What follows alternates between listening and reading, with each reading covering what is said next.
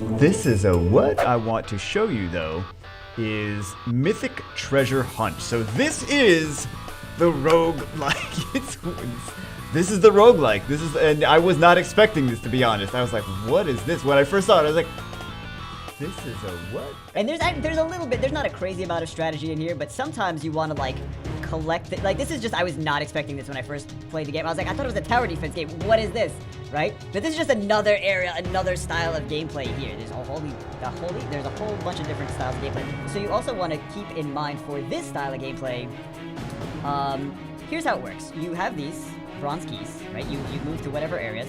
You collect the keys, you beat the enemies, you open the doors, but you gotta keep in mind, like, sometimes you wanna go to collect, like, sometimes you wanna open different doors first instead of the others, and, like, it looks like, oh, well, this one's got the juicier treasure, but the other one has more keys, and you're gonna need the one with more keys. Also, sometimes you have to backtrack to different floors, like, for example, in the top left, in the top right-hand corner, you guys can kind of see my cursor. That's the stairs to the next floor, but sometimes, like, you have to leave some treasures. I'm kind of getting into, like, advanced strategies for this game. Not really. But sometimes you want to go to the next floor first, then get some keys for there, and then backtrack to open some doors on the floor before it. So that is something that happens, and yeah, we can use one of our keys to open this door.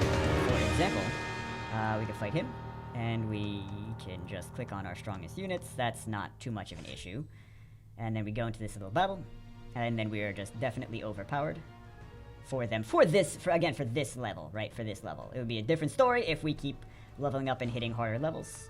But actually there's different, like, oh, I forgot about this part. So there's also different effects where you choose one of these, and be very careful, because sometimes there are like different star levels on these cards, and the ones with the higher star levels are generally stronger. So this one's going to give you all attacks, all allies increase attack by 7%, HP by 5.5%. One frag has no effect, collect more for powerful results.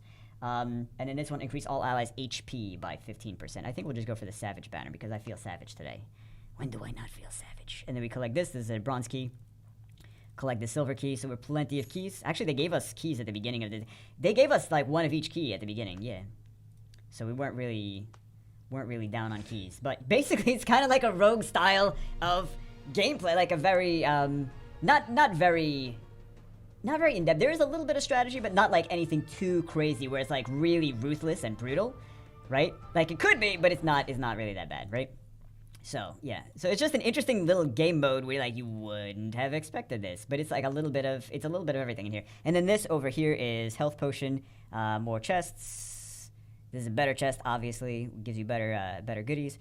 And then, yeah, and then gold doors open. The chests don't need anything to open them. The gold doors get opened by the gold keys, and then so on and so forth. And this is just to the next level. But let's take a look at the next thing, the next game mode.